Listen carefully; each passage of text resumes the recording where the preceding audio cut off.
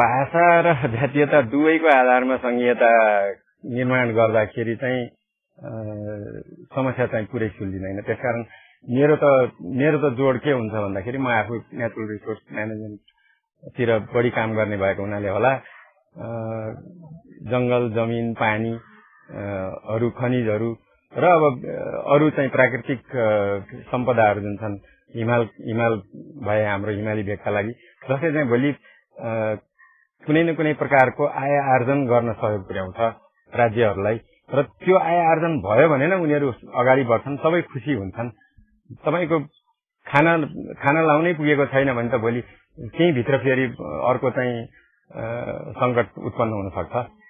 त्यो अवस्थामा जान हुँदैन। तपाईको विचारमा त्यसपछि आम्दानीको स्रोत र नेचुरल रिसोर्सहरू कसरी बाँड्छन् भएको छ त्यही आधारमा चाहिँ राज्यहरूको त्यसलाई पनि राम्रोसँग हेर्नुपर्छ। त्यसलाई राम्रोसँग हेरेर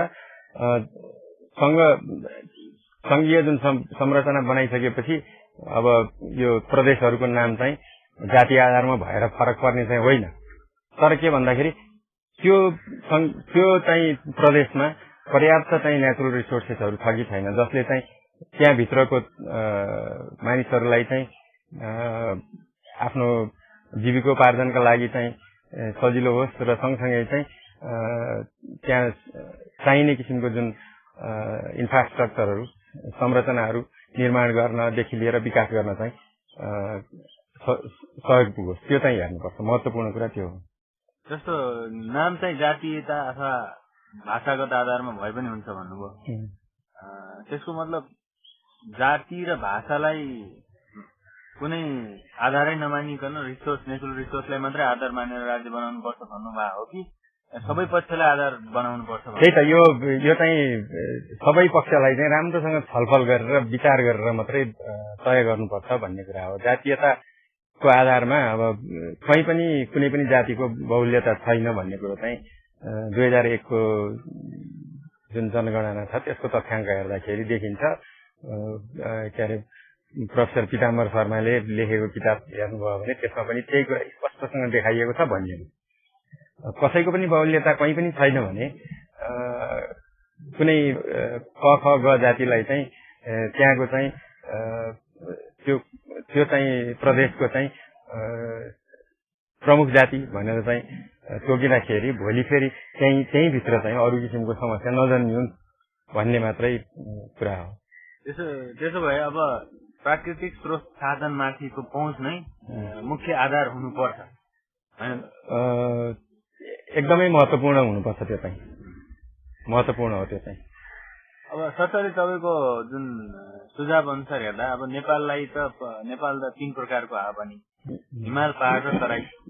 त्यसो भए यो राज्यको पुनर्संरचना गर्दा पनि संघीयतामा जाँदा पनि राज्यहरूको बाँडफाँड गर्दा उत्तर दक्षिण भौगोलिक आधारमा चाहिँ सबै हिमाल, पहाड, तराई पर्ने गरी बाँड्नुपर्छ पनि भन्न खोज्नुभएको? त्यो पनि हुनसक्छ। कतिपय ठाउँलाई मेरो विचारमा त्यही अनुसार जाँदाखेरि सजिलो पर्ला, सबै ठाउँमा त्यसो गर्न आवश्यक पनि नपर्ला। तर मुख्य कुरो भोलि प्राकृतिक स्रोतले गर्दाखेरि एक आपसमा झैझगडा नहोस्। हिजो अस्ति अब मनाङमा हामीले खबरमा पढ्यौं, बाहिरको दाजुभाइहरू मनाङमा यात्रा गुम्बा संकलन गर्न पुग्दाखेरि त्यहाँनिर उनीहरूको हत्या भयो। त्यस किसिमको मान्छेहरूलाई चाहिँ यो मेरो ठाउँको स्रोत भनेपछि त्यस्तो किसिमको भावना हुँदो रहेछ भनेपछि भोलि स्रोतको जुन पहुँच हो त्यसमा चाहिँ समस्या नपरोस् कसैलाई पनि। अति आवश्यक स्रोतहरू सबैलाई चाहिँ पुगोस्, त्यो चाहिँ हेर्नुपर्छ। प्राकृतिक स्रोत साधनलाई मुख्य रूपमा आधार बनाएर अगाडि बढ्नुपर्छ भन्नुभएको छ। तपाईले अध्ययन पनि गर्नुभयो होला प्राकृतिक स्रोत साधनको बाँडफाँड कसरी भएको छ, अहिले कसरी भौगोलिक आधारमा छरिएको छ। त्यो आधारमा अहिलेको स्थितिको आधारमा कतिवटा प्रदेश अथवा केही एउटा अनुमान, केही एउटा सुझाव छ तपाईँको? कतिवटा भन्नेमा चाहिँ म त्यसरी गइरहेर गइसकेको छैन।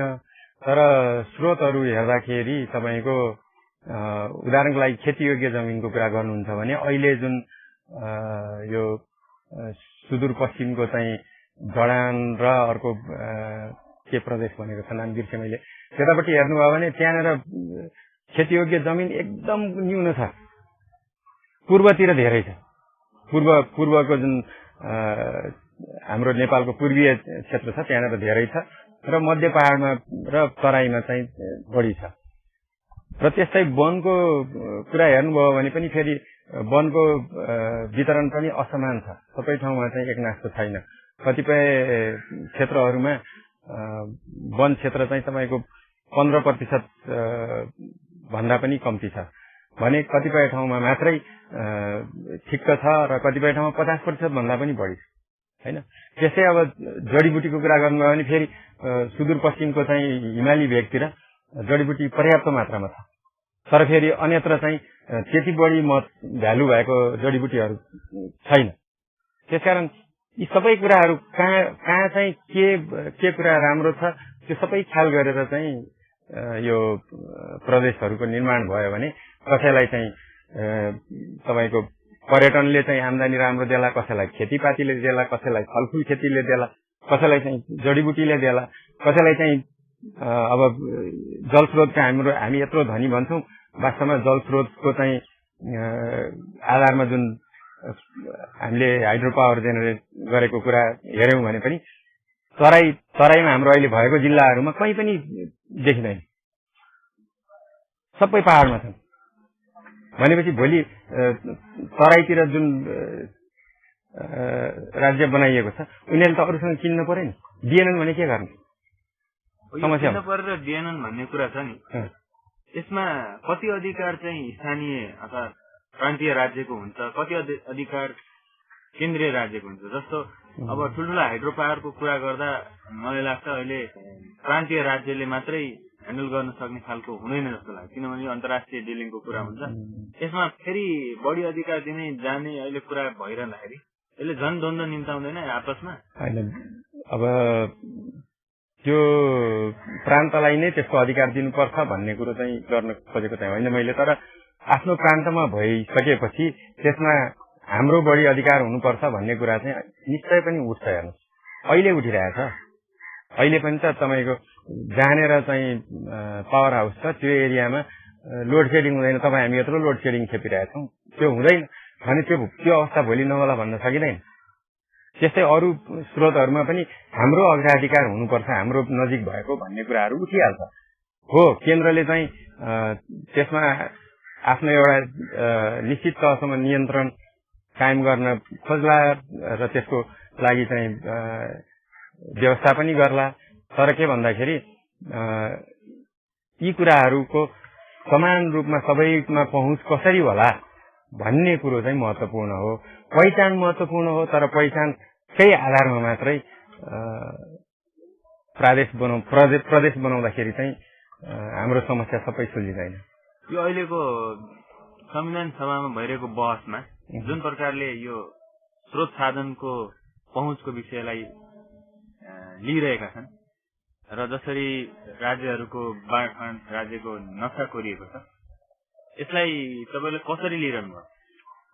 अब त्यसमा पनि अलि बढी हामी वास्तविकता के छ ग्राउन्डमा त्यसलाई नहेरिकन छलफल गरिरहेको छौँ कि जस्तो लाग्छ। किनभने प्राकृतिक स्रोतसँग सम्बन्धित छलफल भएको कुरा समाचारहरूबाट सुन्दा पढ्दाखेरि चाहिँ उही अग्राधिकारको कुरो भइरहेछ। जुन जातिको प्रदेशमा सम्बन्धित स्रोतहरू छ त्यही जातिको चाहिँ अग्राधिकार हुने र अरूले त्यसपछि चाहिँ उनीहरूले अधिकार पाउने भन्ने किसिमको कुरा छ। त्यसकारण गएर कुरा आखिरमा उही जातीयतामा टुङ्गिरहेको देख्छु म। त्यसकारण त्यो जातीयतामै सबै कुरो टुङ्ग्याउने हो भने चाहिँ भोलि हामीलाई असजिलो पर्छ कि त्यतापट्टि चाहिँ अहिले नै गहिरिएर सोच्नुपर्छ।